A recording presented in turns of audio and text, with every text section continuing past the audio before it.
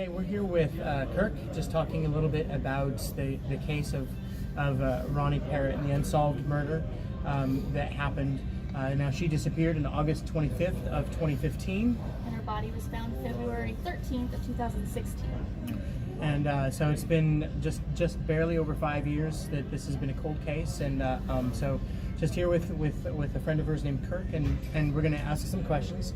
And so feel free to, some questions may not be super comfortable to answer, but you don't have to answer anything that you don't want to. So I plead the fifth. Go for it.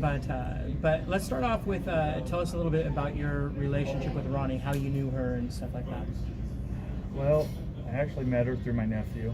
I was looking for a new marijuana hookup, basically, and I knew she sold pot, and that's how we became acquainted.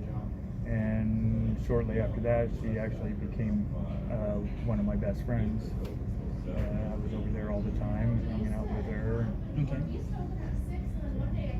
When you say over there, when she used to live with Tila and Richard, I think his name was. okay. Her ex-husband, I think now. Okay. So,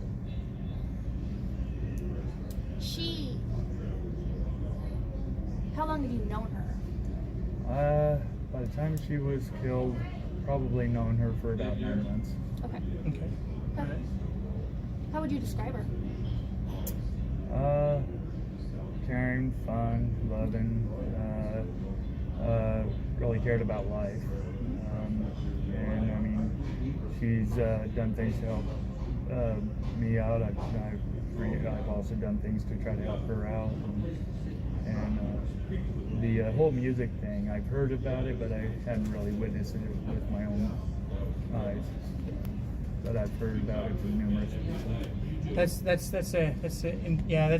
been something we've been trying to figure out completely too, because when we first read about the case in the media, it made it sound like that was like her work, that she did music promotions, but it seems like maybe that was not necessarily, but I don't know. I think more of a hobby. More of a hobby. Yeah. Okay. So, so tell us a little bit about. You said you knew her for about 9 months. So when we get into August, we know that she wasn't living with Tila and Richard at the time. So can you tell us a little bit about what was going on, maybe that you knew about? Well, I knew that she was living with Jerry, and she had problems with this person that came over. I guess she always called Jerry Dad or something like that, but there's no relations between the two. It was just another, from what I got from Ronie, just another addict. Mm-hmm. And there's been kind of a blood, or like bad blood between those two. Okay. And she called me up one night and kind of, she was crying and said, hey, she needed to get out of there, if I could come get her. And I jumped right in my car and I went and got her. Do you know the name of this person? I don't. I think she may have told me, but I don't really recall who it was. Okay. All right. I'm going to say a couple names, see if any of them sound familiar to you, if that's all right. And there's Buddy. There's David. I know David, but And then it was a female. oh, it was a female. Yeah. Was it Heather? Heather?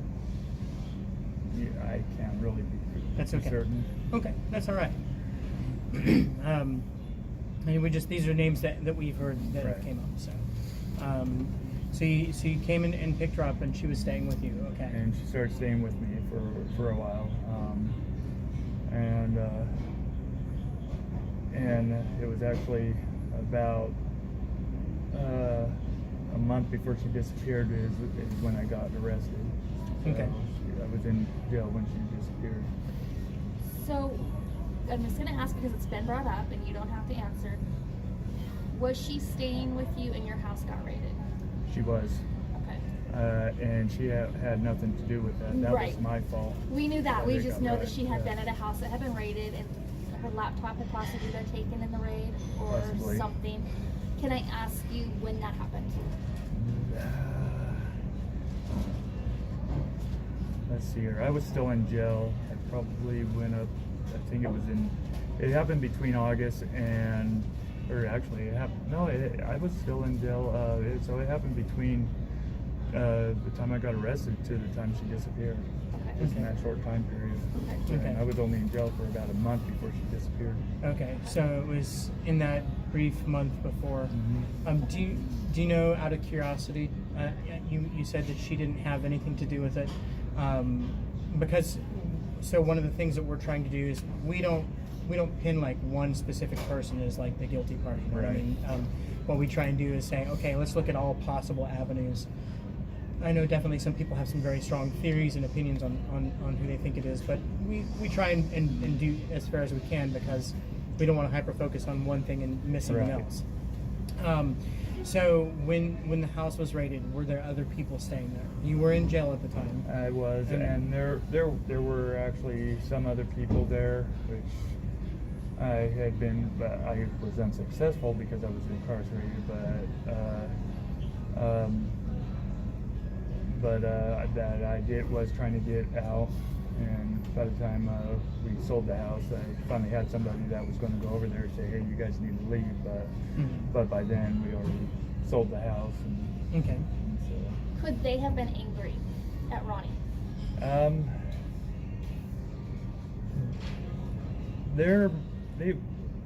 I know Mark and his wife wouldn't have been. His wife is now passed, but as far as the other two were concerned, they're more bark than bite. They could have been angry. Do you mind telling us who were the other two? Angela and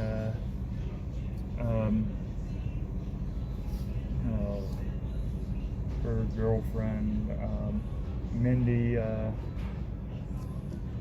can tell you exactly. I've been not really keeping touch with them because, I want to have my life together, but I still have them on my Facebook. Okay. I can inform them. And I'm just gonna ask this, and this is I actually have a reason for asking this. The two ladies you just mentioned, are they a couple? They were. They were a couple. Okay. The reason why I ask is because I had heard somewhere that the day she disappeared, she'd actually had visited with a lesbian couple at one point. So I'm just kind of trying to put the two together. Is that possibly who she may have seen that day? So,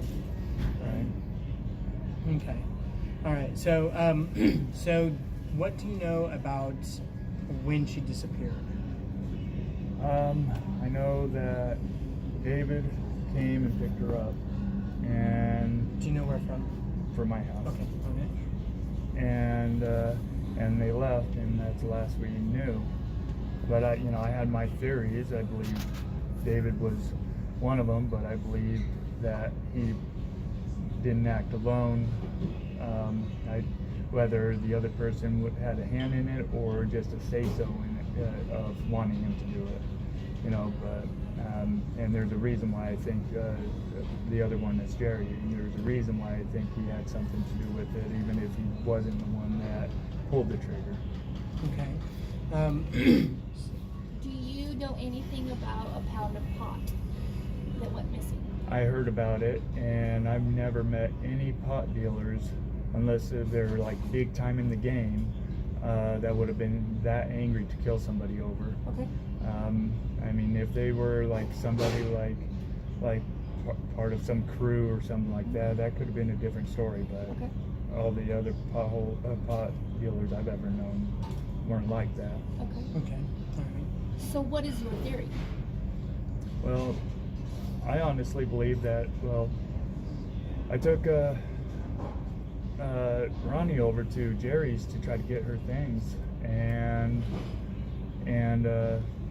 the rest of her stuff out of that shed,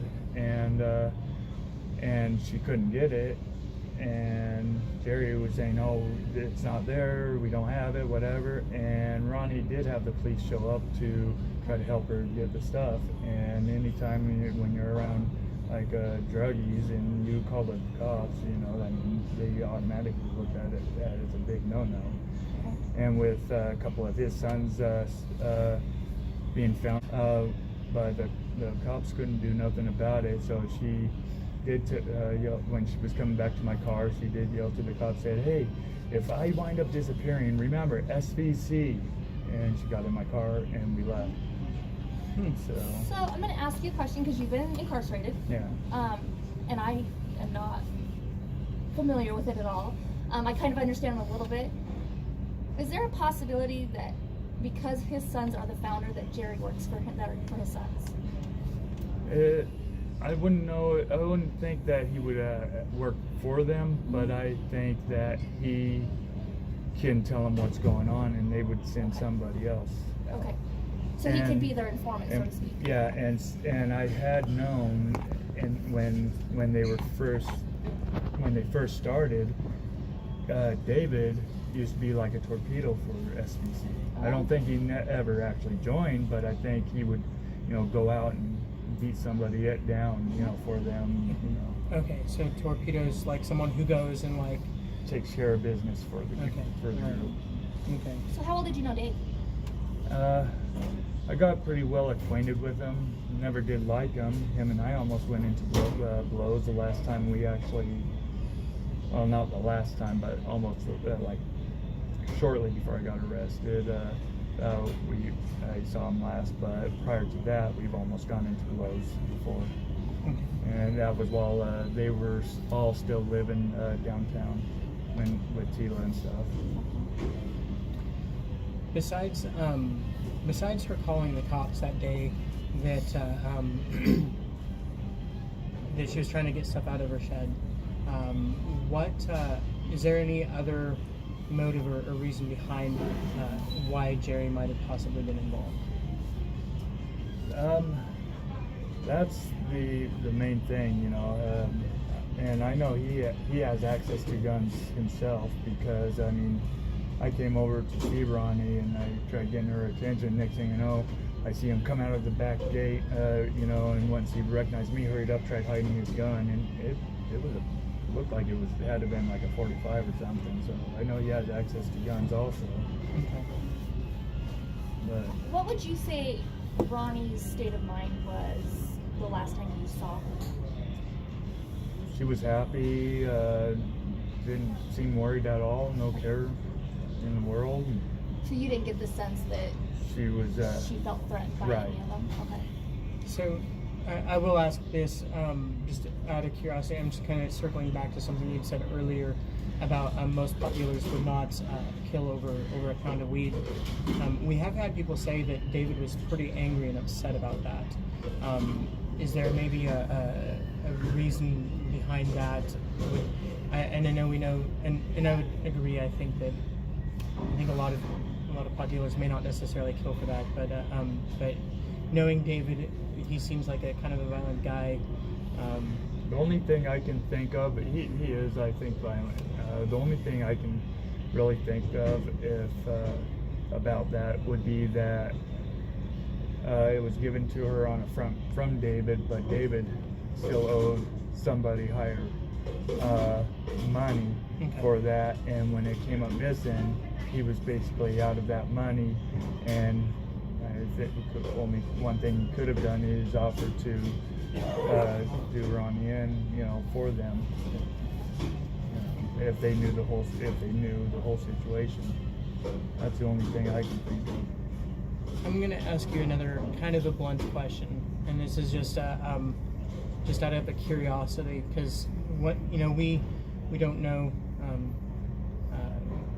much into this world, and that's not a judgment thing. Right. Look, people make bad decisions sometimes. We get that, and like for Ronnie's case, yeah, maybe there were some bad decisions, but that doesn't justify anyone murdering her.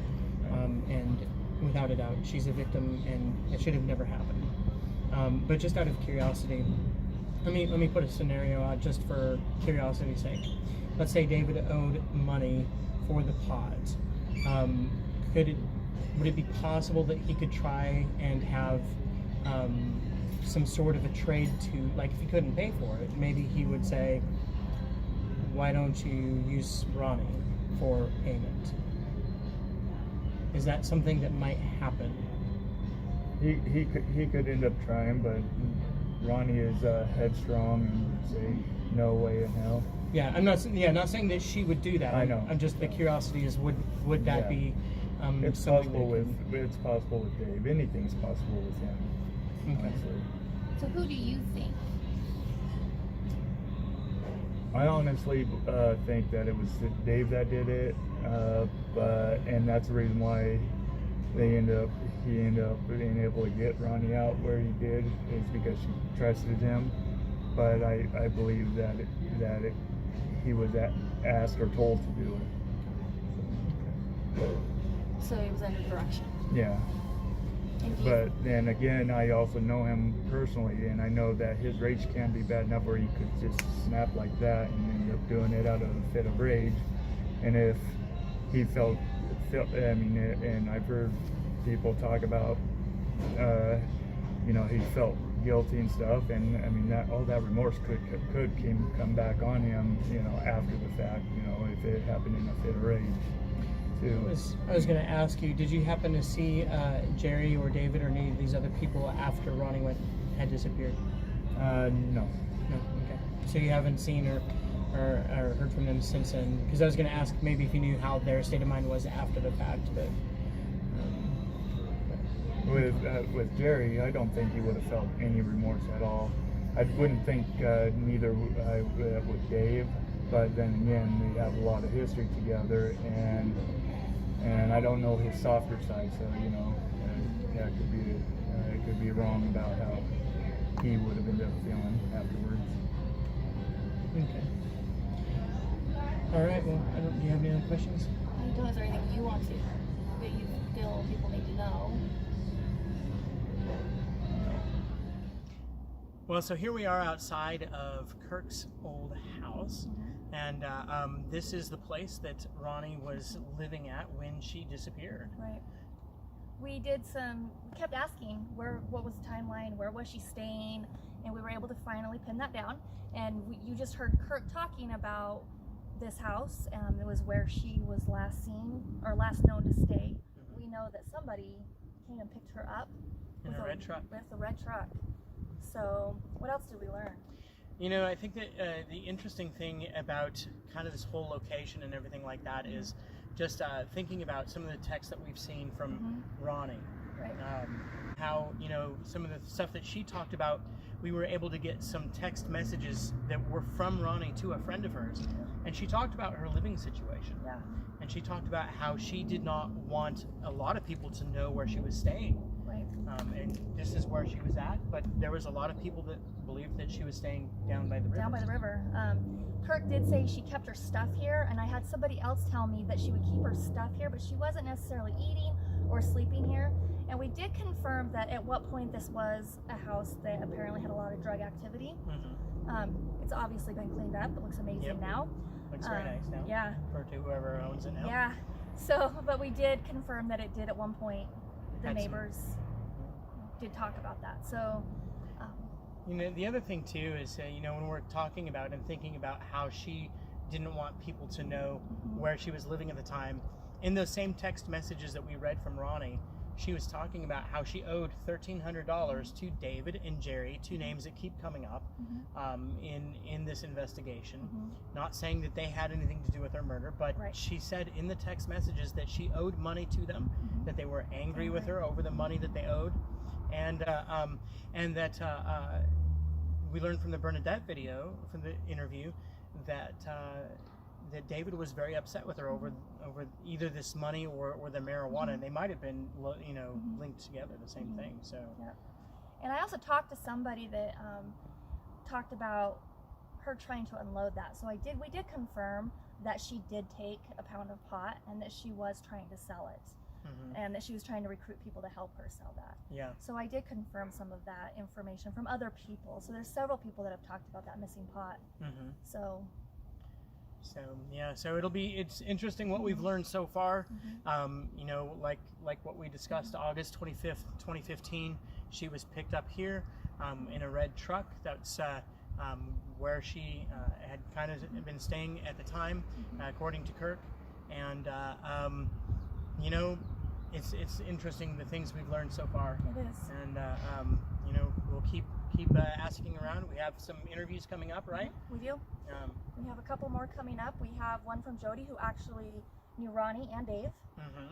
We have somebody else that we were trying to meet up with to get some more information from, so we'll see if we can make contact with that person. And we may or may not have an interview with someone coming up that is a person of interest in the story. That keeps coming up. Yep. Keeps coming up. So yep, we will keep you updated, and if you know anything, if you have heard anything, if you've talked to anybody, please let us know. Reach out, because we need to keep people talking. Somebody has said something. It's been 5 years. Yeah, without a doubt. Without a doubt. We want to make this cold case a closed case. Absolutely. And don't forget, if you haven't already, like the video, subscribe to our channel, and share. We want to get people talking. We want to get this thing. We would love to see this solved. So, Yes. like I said, let's make this cold case a closed case. Yes.